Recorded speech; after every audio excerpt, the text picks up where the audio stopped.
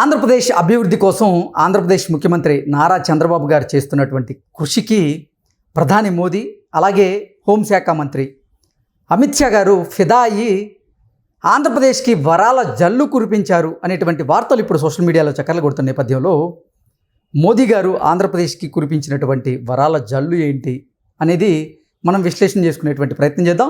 ప్రస్తుతం మనతో పాటు ఉన్నారు ప్రముఖ సీనియర్ జర్నలిస్ట్ మండవ దుర్గా కుమార్ గారు. సార్తో మాట్లాడదాం. Sir hi sir. Hi Krishna, నమస్కారం మన వీక్షకులకు కూడా. సార్, ఆంధ్రప్రదేశ్ అభివృద్ధి కోసం చంద్రబాబు గారు అహర్నిశలు కష్టపడుతున్నటువంటి నేపథ్యంలో చంద్రబాబు గారి కృషిని చూసి ఇటు మోదీ గారు అమిత్ షా గారు ఫిదా అయ్యారని, అందుకే ఆంధ్రప్రదేశ్కు కొన్ని వరాల జల్లు కురిపించారు అనేటువంటి వార్తలు వస్తూ ఉన్నాయి. ఇంతకీ ప్రధాని మోదీ గారు ఆంధ్రప్రదేశ్కి ఇచ్చినటువంటి వరాలు ఏంటి? ఒకటి, మన కృష్ణ గారు నిజంగా ఇప్పుడు ఈ కూటమిలో తెలుగుదేశం భాగస్వామి అవ్వటం ఆంధ్రప్రదేశ్ రాష్ట్రానికి ఒక అదృష్టంగా భావించాలి.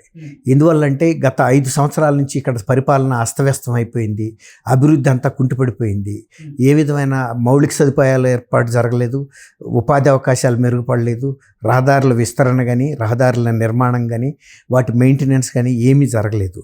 ఇప్పుడు మళ్ళీ మోడీ గారు వచ్చిన తర్వాత 2002లో ప్రధానంగా వాజ్పేయి గారు ఉన్న టైంలో జాతీయ స్థాయిలో స్వర్ణ చతుర్భుజి అని కాశ్మీర్ నుంచి కన్యాకుమారి వరకు అట్లా మొత్తం జాతీయ రహదారుల్ని ఒక స్వర్ణ చతుర్భుజ అంటే ఒక చతురస్రాకారంగా అత్యున్నత ప్రమాణాలతో జాతీయ రహదారుల నిర్మాణం జరిగింది. ఆ తర్వాత మళ్ళీ ఇప్పుడు కూడా మోడీ గారు కూడా అదే ప్రాధాన్యత ఇస్తున్నారు. ఇది వివిధ రాష్ట్రాల మధ్యలో ఉన్న జాతీయ రహదారులని ఇంకా స్ట్రెంగ్తన్ చేయాలి గతంలో కన్నా కూడా. ఎందుకంటే జనాభా పెరుగుతూ ఉంది, హై స్పీడ్ రహదారులు అవసరం ఉంది. అంటే ఇదివరకట్లాగా కాకుండా ఇప్పుడు 6 లేన్లు రహదారి, ఇదివరకు గతంలో 4 లేన్లు పెట్టి తర్వాత విస్తరించేవాళ్ళు.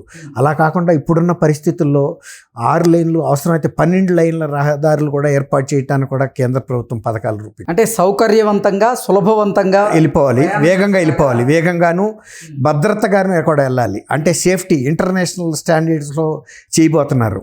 ఇప్పుడు ఇందులో భాగంగా ఆంధ్రప్రదేశ్ నుంచి నాగపూరు, అట్లాగే హైదరాబాద్ మీదుగా, అట్లాగే మళ్ళీ ఆంధ్రప్రదేశ్ హైదరాబాదు బెంగళూరు కర్ణాటక మధ్యలో కూడా ఈ హైవేలు నిర్మాణం చేయాలనుకుంటున్నారు. ఇది రాయలసీమ ప్రాంతానికి బాగా డెవలప్మెంట్కి సహకరించే అంశాలు. వీటికి సంబంధించిన దీనికి 2047 అండి. దీనికోసం రహదారుల అభివృద్ధి కోసం 2047 విజన్ డాక్యుమెంట్ తయారు చేశారు. అందులో ఇవన్నీ కూడా పొందుపరిచారు. వీటిని త్వరగా ఇప్పటికే కొన్ని టెండర్లు పిలిచే దశకు కూడా వచ్చేసినాయి. ఒక ప్రాంతం నుంచి మరొక సాటికి ఇది హై స్పీడ్ రహదారులు అండి ఇవన్నీ కూడా. ఓకే, ఆంధ్రప్రదేశ్లో ఏ ప్రాంతాల్లో హై స్పీడ్ రహదారులు రాబోతున్నాయి సార్? చెప్తానండి.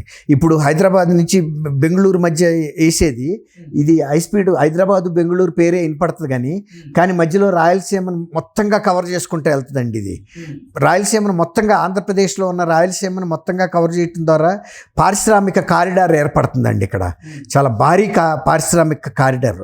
ఇది తెలంగాణ కర్ణాటక కాకుండా ఆంధ్రప్రదేశ్కే ఎక్కువ లబ్ధి చేకూరుతుంది. ఇప్పుడు ఎట్లా ఒక మాటలో ఒక లేమ్యాన్ లాంగ్వేజ్లో చెప్పాలంటే, ఒక చెరుగ్గడలో ఆ చివర ఈ చివర పనికిరాదండి. కింద వేళ్ళు ఉంటాయి, ఈ చివర దవ్వ ఉంటుంది, సప్పగా ఉంటుంది. మధ్యలో ఉండే చెరుగ్గడకే దానికి రుచి. ఇప్పుడు సేమ్ ఇది కూడా దీన్ని high speed green field corridor అంటున్నారు. హైదరాబాద్ నుంచి బెంగళూరు ఇది 6 వరుసలతో ఇప్పుడున్న ఎగ్జిస్టింగ్ రహదారి కాకుండా ఇది కొత్తగా చేస్తారండి. దీని మూలన దూరం కూడా తగ్గుతుంది. ఇప్పుడున్న రహదారిని డెవలప్ చేద్దామని అనుకున్నప్పటికీ సర్వే చేస్తే ఇది అంత హై స్పీడ్గా వెళ్ళటానికి పనికిరాదు, సేఫ్టీగా కూడా దానంతటి ఉండదు. కాబట్టి ఆల్టుగెదర్ కొత్త రహదారి వేయాలని కూడా నిర్ణయించారు. ఇది ఒకటి అన్నమాట.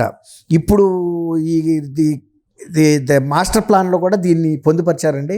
నితిన్ గడ్కరీనే ఈసారి రోడ్లు రవాణా శాఖ మంత్రిగా పెట్టిన కారణం ఏంటంటే, నితిన్ గడ్కరీ గారికి ఈ సబ్జెక్ట్ మీద పూర్తి కమాండ్ ఉంది.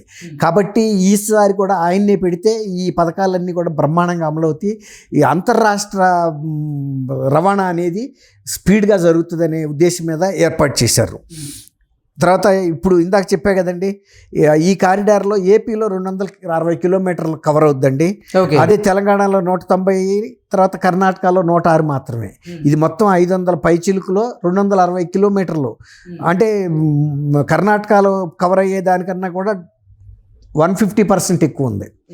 అట్లాగే దీనికన్నా కూడా ఒక 70 కిలోమీటర్లు ఆంధ్రప్రదేశ్లో ఎక్కువ ఉంది రహదారి వెళ్ళేది, hitech high speed corridor. Okay, అదనమాట. తర్వాత హైదరాబాద్ నుంచి నాగపూర్ మధ్యలో కూడా బాగా పెంచుతున్నారండి. దీని మూలాన ఏమవుతుందంటే బెంగళూరు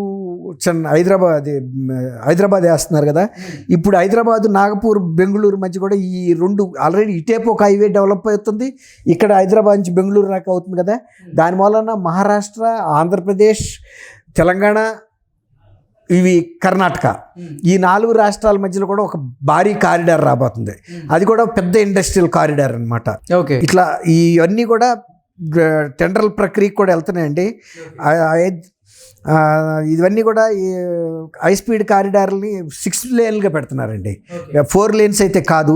ఇది మొదటి నుంచి కూడా 6 లేన్లోనే ఉండాలనేది వాళ్ళ ఎస్టిమేషన్స్ తయారు చేస్తున్నారు, ఇంజనీరింగ్ డ్రాయింగ్స్ కూడా తయారైపోతున్నాయి. ఓకే, అంటే ఆంధ్రప్రదేశ్లో ఇప్పుడు ఎక్కువ హైవేలు 4 ways ఉన్న నేపథ్యంలో వాటిని 6 లైన్స్ని కూడా చేసే యోచన ఉందండి. ఇప్పుడు కొత్తగా వేసేటంటే గ్రీన్ ఫీల్డ్ హైవేస్ని 6 లేనే పెట్టేస్తున్నారు. గతంలో ఉన్న 4 లేన్లు కూడా 6 లేన్ చేస్తున్నారండి. కొన్ని ఏదో 8 లైన్స్ కూడా చేస్తారండి. ఇప్పుడు హైదరాబాద్ బెంగళూరు కూడా 8 లైన్ ప్రపోజల్ కూడా ఉందండి కన్సిడరేషన్లో. రెండోది, ఇప్పుడు హైదరాబాద్ విజయవాడ మధ్య ఉన్న ఈ హైవే ఉంది కదండి, ప్రస్తుతం ఉన్న హైవే, అది కూడా 6 లేన్కి వర్కులు కూడా మొదలు పెట్టేస్తున్నారండి. ఓకే, అది సెంట్రల్ గవర్నమెంట్ డైరెక్ట్ చేస్తుంది. జిఎంఆర్ కూడా ఆ కాంట్రాక్ట్ నుంచి వైదొలిగింది. వాళ్ళు ముందుగానే వాళ్ళ అమౌంట్లు వాళ్ళకి ఇచ్చేసి కొంత పక్కకి తప్పించేశారు జిఎంఆర్. అంటే ఇప్పుడు ఏ సంస్థకి ఇవ్వకుండా సెంట్రల్ గవర్నమెంట్ స్వయంగా చేస్తుందండి. స్వర్ణ చతుర్భుజి చేసినట్టుగానే వాళ్ళే చేస్తున్నారు. తర్వాత ఇప్పుడు ఏంటంటే ఈ ఇన్ఫ్రాస్ట్రక్చర్కి సంబంధించినటువంటి మెషినరీ కానీ మెన్ కానీ టెక్నాలజీ కేంద్ర ప్రభుత్వం కూడా national highways authority of India వాళ్ళ ద్వారా అన్నీ కూడా సమకూర్చుకున్నారు. ఇదివరకంటే ప్రైవేట్ ఏజెన్సీ మీద డిపెండ్ అవ్వాల్సి వచ్చేది. ఇప్పుడు వీళ్ళంతటి వీళ్ళు కూడా టేక్ ఓవర్ చేసి స్పీడ్గా పూర్తి చేసే పరిస్థితికి వచ్చేసారండి. ఓకే, అమరావతిని కనెక్ట్ చేసేటువంటి హైవేలు ఏమైనా ఉన్నాయా కొత్తగా? లేకపోతే అమరావతి అనంతపూర్ ఉంది కదండి, అది కూడా వేసేస్తారండి. ఇవన్నీ కూడా జరుగుతాయి. అది 4 వేనా 6 వేనా సార్? అది 6 లేన్, అది కూడా 6 లేనే. ఎందుకంటే అది చాలా ముఖ్యమైన కారిడారు. ఎందుకంటే రాయలసీమ నుంచి అమరావతికి రావడానికి.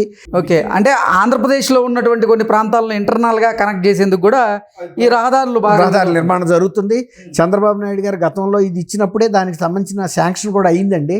ఈ ప్రభుత్వం వచ్చిన తర్వాత మేము అమరావతిని రాజధానిగా పెట్టుకోలేదు కాబట్టి మాకు అక్కర్లేదని తోలిన మెటీరియల్స్ని వాటిని కూడా ఇతరులను ప్రోద్బలం చేసి తీసుకెళ్ళిపోమన్నారు. ఎందుకంటే అవి అక్కడ కనపడితే మళ్ళీ తర్వాత అన్న రోడ్లు వేస్తారు అని జగన్మోహన్ రెడ్డి గారి ప్రభుత్వంలో జరిగినటువంటి నిర్వాకం అది. Okay sir, thank you so much.